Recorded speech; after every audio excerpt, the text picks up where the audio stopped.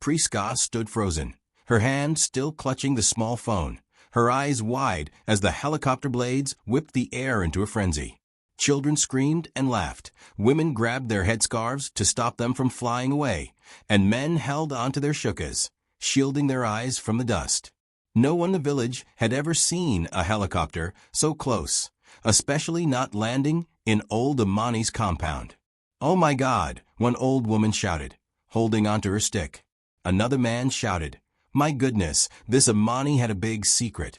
This is not normal." Priska's heart pounded. She watched as two doctors in white coats jumped out, carrying medical bags. They hurried to Amani's bedside, lifted him carefully onto a stretcher, and strapped him in. The young man who had come with them stepped forward. His shoes alone, shiny black leather, looked like something from another world. His suit was neatly pressed. His watch glittered in the sun. Villagers whispered, pointing, "Who is that handsome young man? Maybe he's a rich man from the city." "No, he looks like Amani when he was young." Priska's throat went dry when the man turned to her. His face carried the same strong jawline as Amani, only younger. His eyes were sharp but kind. "Mussa, you are the one who called." Priska, stammering, "Why yes. I found your father very weak. I couldn't just leave him." Mussa, nodding, his voice steady, "Thank you. My father told me about you." Priska's cheeks burned. The villagers' eyes were all on her. Some were whispering louder now, "That girl is the one who helped Amani all this time." Now we know Amani had someone secretly helping him. Maybe she will become their daughter-in-law. She quickly looked down, embarrassed. The doctors gestured urgently. The doctor said, "We must leave now. His pressure is dropping." They loaded Amani into the helicopter. The villagers gasped again when the machine roared back to life. The blades spun faster, sending a storm of dust and leaves everywhere. Before stepping into the helicopter, Mussa turned again to Priska. He reached into his pocket and handed her a small business card. Mussa told Priska, "Come to the city hospital tomorrow. My father will want to see you." Priska hesitated, looking at the clean white card in her hand. She had never held something like that before, letters printed neatly, numbers, an office address. Priska whispering, "Me? Go to the city?" "But I Mussa," smiling slightly, "please. You saved him. Don't refuse." With that, he climbed in. The doctors followed.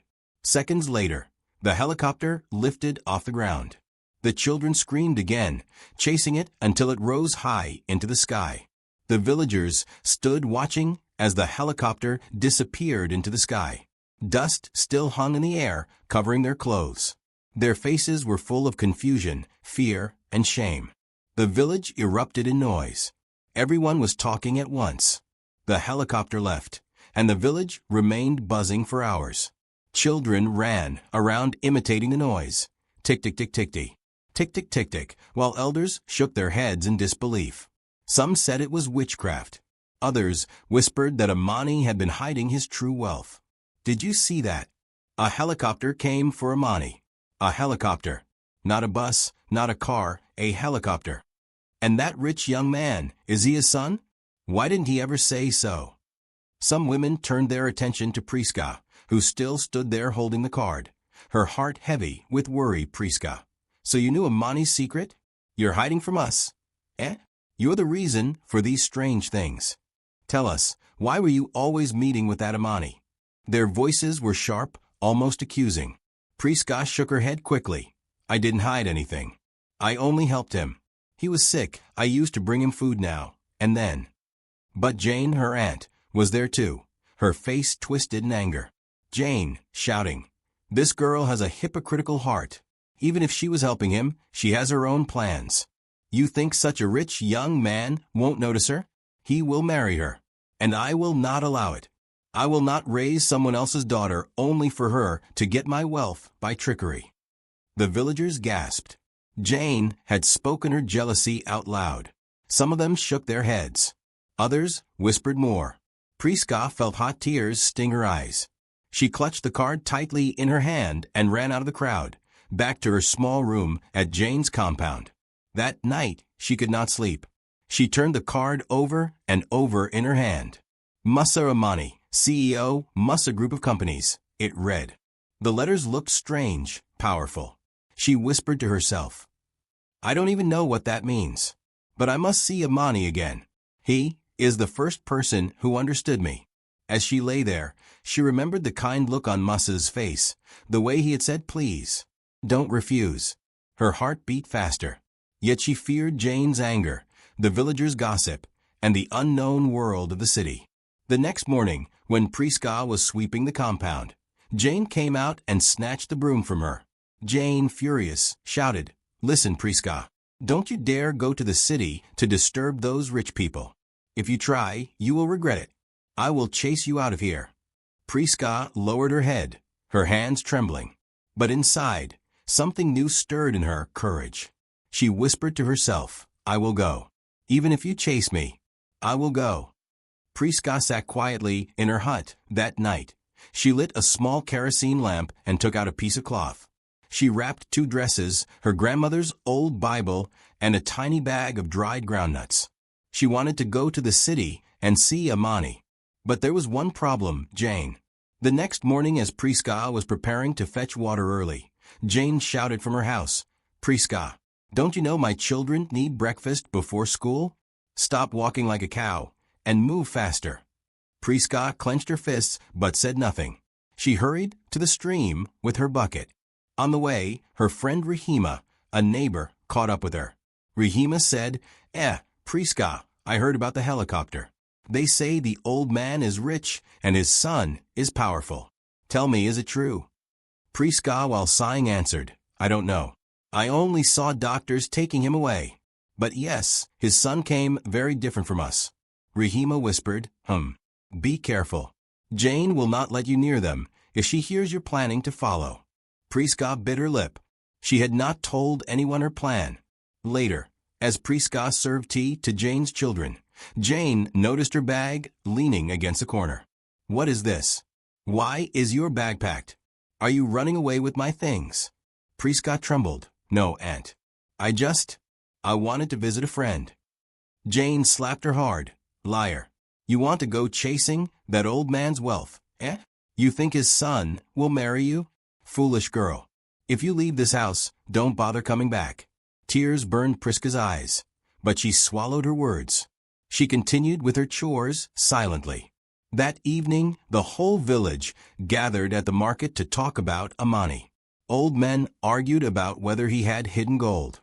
Women whispered that Priska was the one behind the helicopter, since she was often seen at Amani's house. One woman, Mama Chiku, said loudly, I saw Priska run into his house before the helicopter came. She's involved. Maybe she even bewitched him to like her. Laughter and murmurs followed. Priska overheard as she passed by with a basket of vegetables. Her face burned with shame. She rushed home, and that night, she prayed silently, whispering, God, please. I just want to see Baba Amani. He is like family. Help me. The next day, 2 men from the town stopped by the village on motorcycles. They asked around where Amani's house was. Priska overheard them speaking to the shopkeeper. She approached carefully. Excuse me, sirs. Are you going to the city after visiting him? One of the men nodded. Yes. We were sent by Mussa to collect some documents from his father's house. Why? Priska hesitated, then whispered, Could you take me with you? Just to the hospital. I'm like his daughter. The men exchanged glances, and the other man said, It's not safe for a young girl. Do you even have permission from your family? Priska looked down, her lips trembling. I have no family. Only Jane, but she hates me. Please help me. The men softened, but one warned, We can't promise. If Mussa allows, we will take you. Be ready tomorrow morning. That night Priska tried to keep her excitement hidden, but Jane noticed her quiet smile. You think I don't see you? You're planning something, aren't you? Priska nervously replied, No, Aunt. I'm only tired. But Jane wasn't convinced. She locked the door to Priska's room from the outside. Priska sat on the floor, heart racing. How would she get out in the morning? Before dawn, as Jane snored loudly, Priska pushed the small window open. She squeezed her thin body through and landed quietly on the ground. Her bag was still hidden outside under a rock. She picked it up and ran towards the market square where the men had promised to meet her.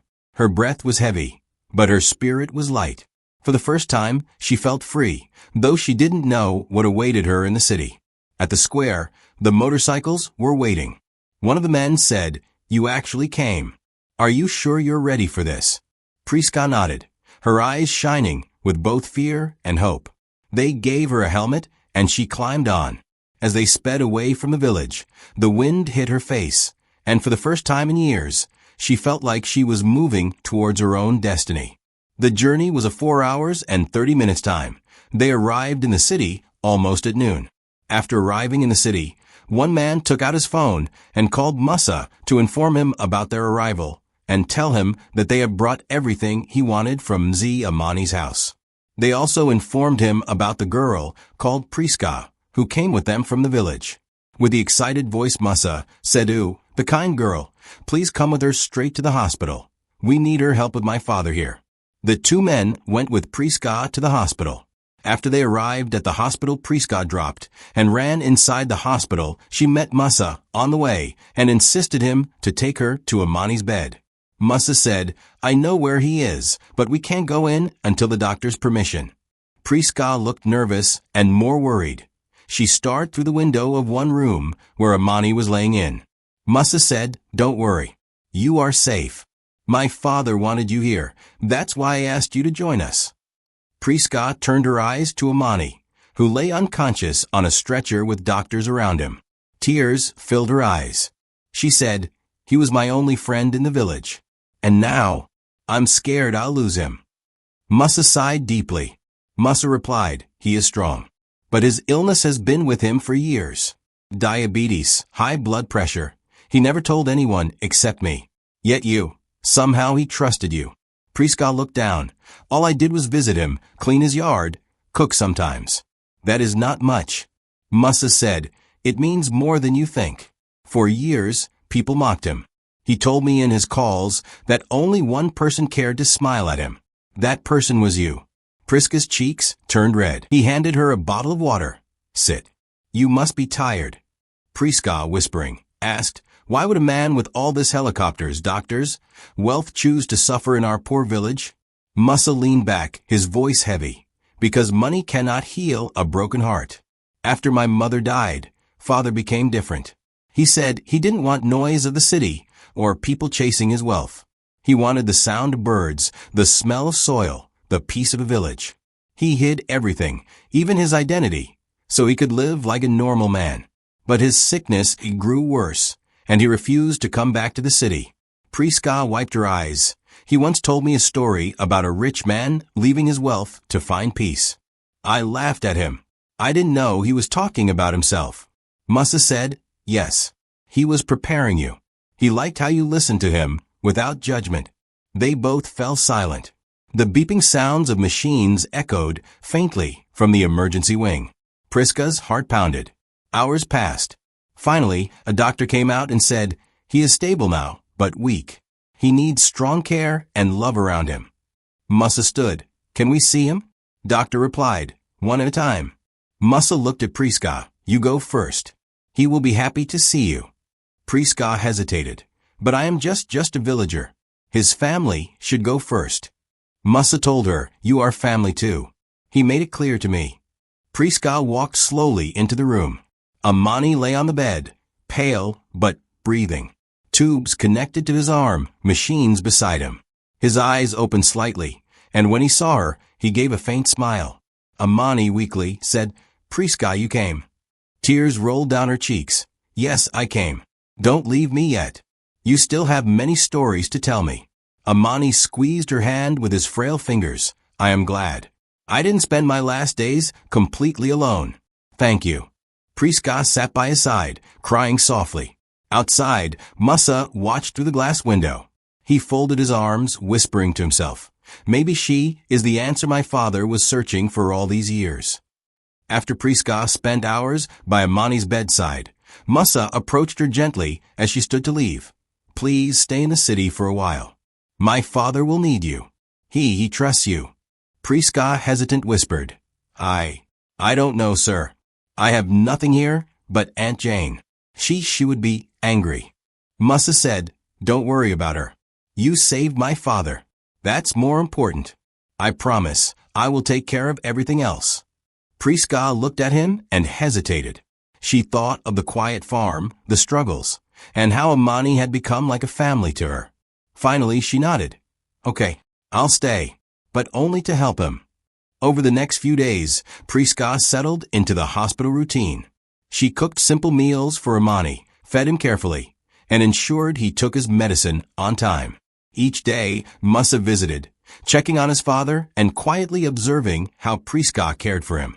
One afternoon, while washing dishes in the hospital kitchenette, Priska murmured to herself, I never thought I could leave my village.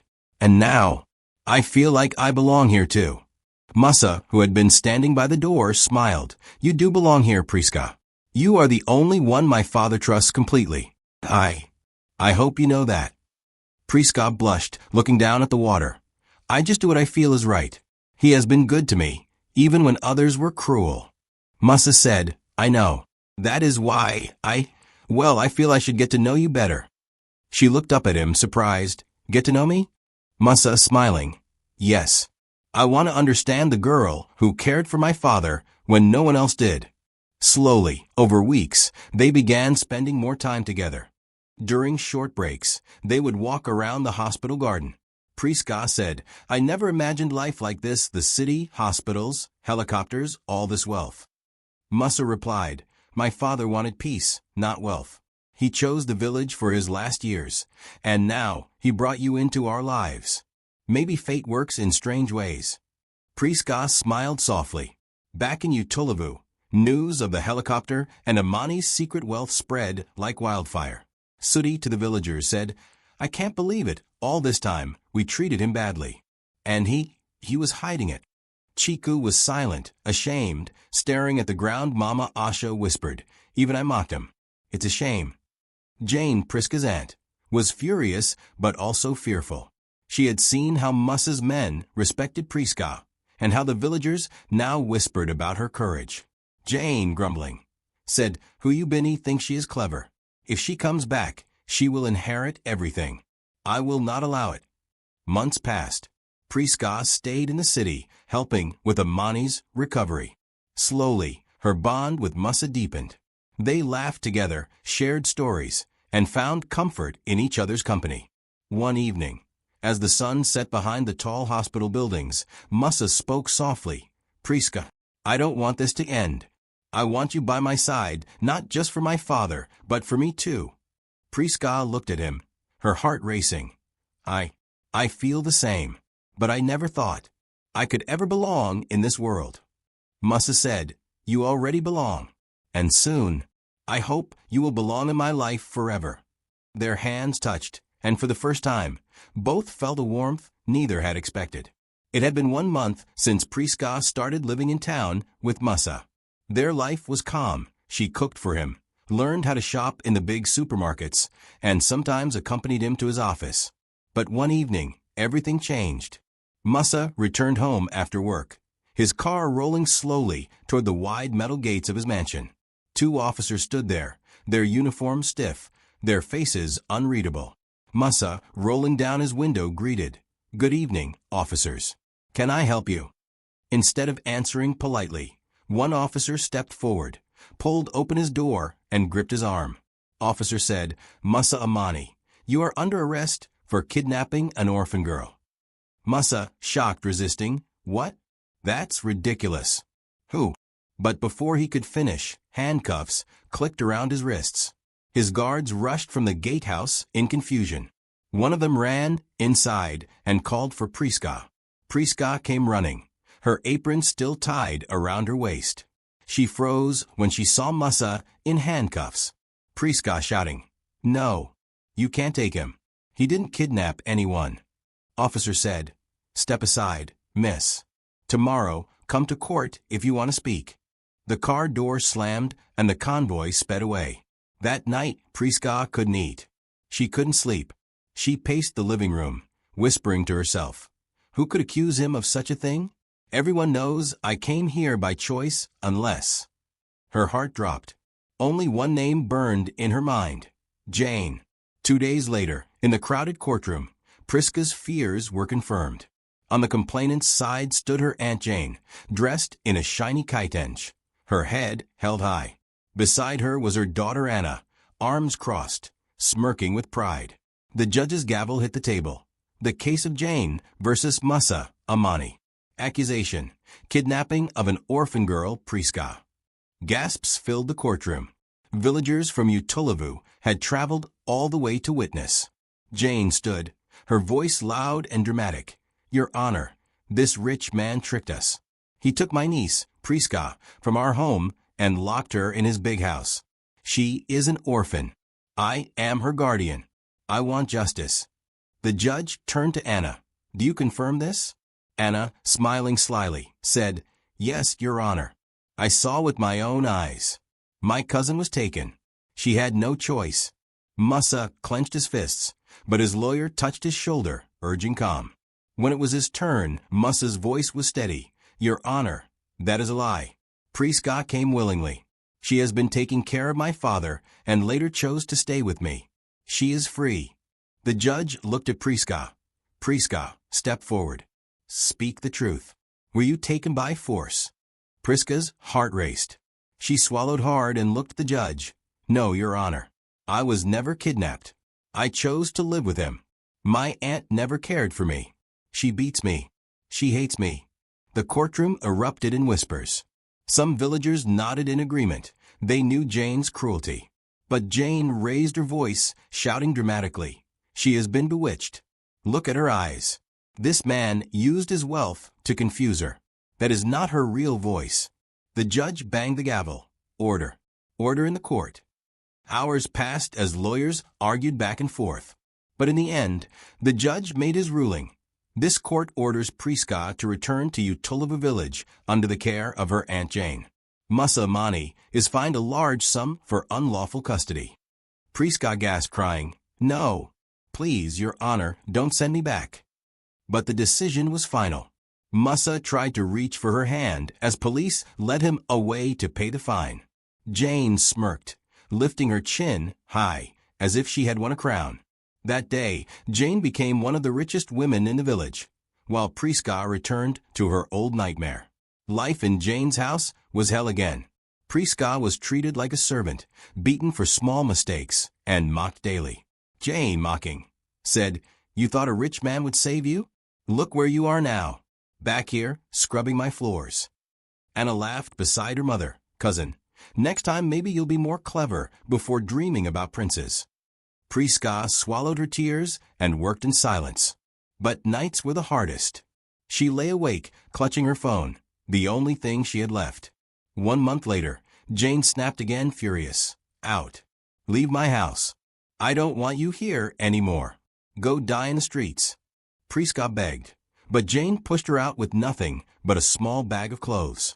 Desperate, Priska used her phone to call the only person she trusted, old Amani. Priska, softly trembling, Baba Amani, please, I have nowhere to go. Jane has chased me out. Can I live in your old house in the village? Priska's eyes filled with tears. She whispered, Thank you, thank you. 2 days later, as she cooked porridge in the small kitchen of Amani's house, someone knocked on the door. When she opened, her heart nearly stopped.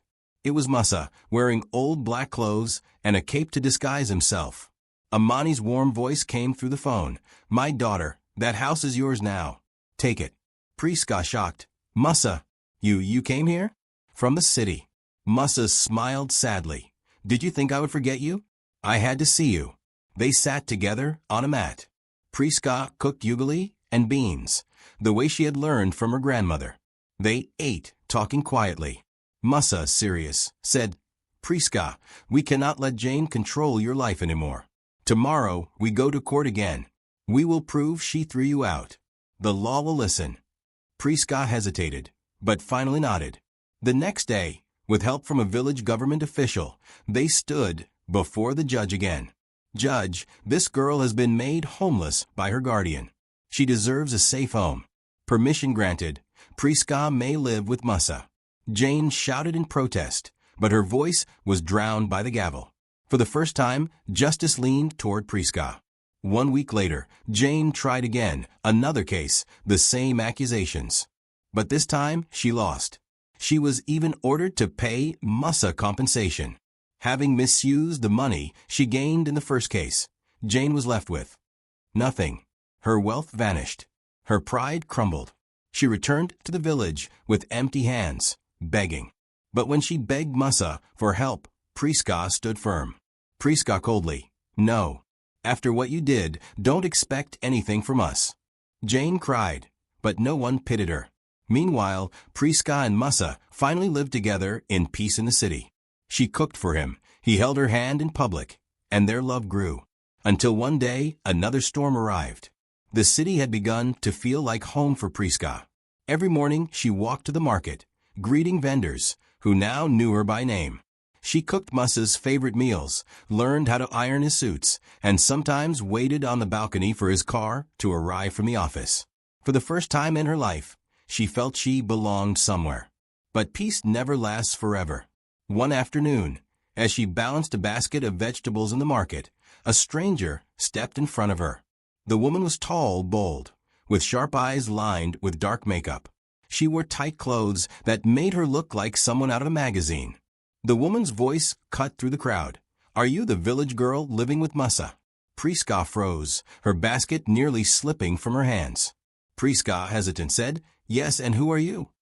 The woman smirked, "His girlfriend." Gasps came from a few market women nearby, who had overheard. Priska's heart raced. Shaking her head, she said, "That can't be true. He never mentioned a girlfriend." Joyce, stepping closer, her voice harsh, said, "Of course he didn't. He wants to play with you first, use you, then come back to me. So listen carefully. You have 2 days to leave his house and go back to your village. If you stay, you'll regret it." Priska's lips trembled. She wanted to answer, but her throat closed. Finally, she lifted her chin slightly and said, "If that is true, Mussa himself will tell me, not you." With that, she turned and walked away, clutching her basket tightly. But inside, her chest burned with fear. The next day, Joyce's threats became reality. It was late afternoon when Priska was in the kitchen, stirring a pot of beans, the smell filling the house. The front door slammed, and heavy footsteps echoed down the hallway. Joyce burst into the kitchen like a storm angrily. "Didn't I tell you to leave? What are you still doing here?" Priska dropped the spoon in shock calmly. "If I have to leave, then Mussa will tell me himself, not you." Joyce's eyes blazed. In one swift motion, she slapped Priska across the cheek, shouting, "Pack your things. You have bewitched my boyfriend. You don't belong here."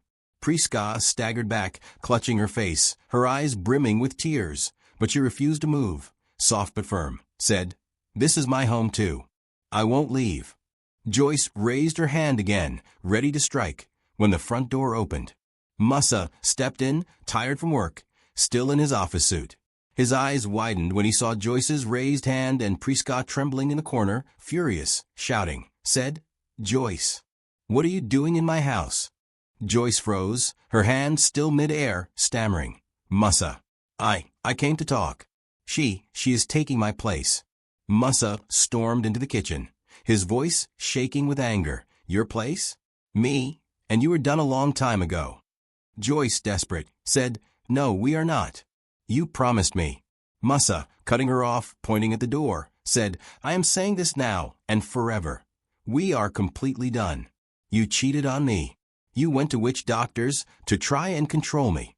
I don't love you, I don't want you, and I told you never to come here again." Joyce's face twisted, her pride wounded, screaming, "She bewitched you. Look at her. A poor girl from the village. What does she have that I don't?" Mussa, stepping closer, his voice low but sharp, "She has what you never had. Respect and honesty. That's enough." Joyce shook her head wildly, refusing to accept it. "No. You can't throw me away for her. I won't leave." Before she could finish, Mussa slapped her hard across the face. The sound echoed through the kitchen. Joyce gasped, her hand on her cheek, eyes wide with disbelief. Roaring, Mussa said, "Get out, and never come back." Shaking with anger and humiliation, Joyce turned and ran out of the house, slamming the door behind her. Silence filled the room. Only the bubbling beans on the stove could be heard. Priska stood frozen, tears rolling down her cheeks. Mussa turned to her, his face softening instantly. He reached out, gently touching her face where Joyce had slapped her. He said softly, "I'm so sorry, Priska. You didn't deserve this." Priska's voice trembled. She said she was your girlfriend. I didn't know what to believe. Mussa held her hands tightly, looking straight into her eyes. Believe me, Priska. You are the only one I want. You are my present and my future. No one can change that. Priska broke into sobs, and Mussa pulled her into his arms. That night, for the first time, Priska felt certain that she was not just surviving. She was loved, fiercely and openly. And no matter how many storms came, she knew Mussa would fight for her.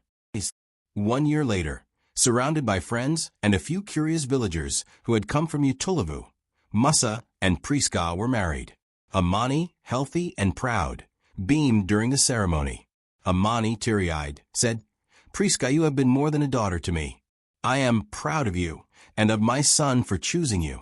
Priska smiled, holding his hand. "I only did what I felt was right because I care for you, Baba Amani." Over the next 5 years, Priska continued to care for Amani with the same devotion. She celebrated his birthday, reminded him to take medicine, and stayed close during every doctor's visit. Finally, after a peaceful life filled with love, Amani passed away, surrounded by the people he cherished. When Priska gave birth to her first son a few months later, she named him Amani Jr., in honor of the man who had trusted her, taught her kindness, and shown her that courage and love could change a life forever. Mussa held Priska's hand gently, looking at their newborn son. "My father was right sometimes. The greatest wealth is peace, love, and the people who care for you." Priska smiled, tears falling quietly. She whispered softly, "Yes, and the people who trust you, even when the world does not." The city lights shone brightly outside, but in their hearts, a little piece of Utulavu lived on, a place of peace, honesty, and quiet love that changed their lives forever.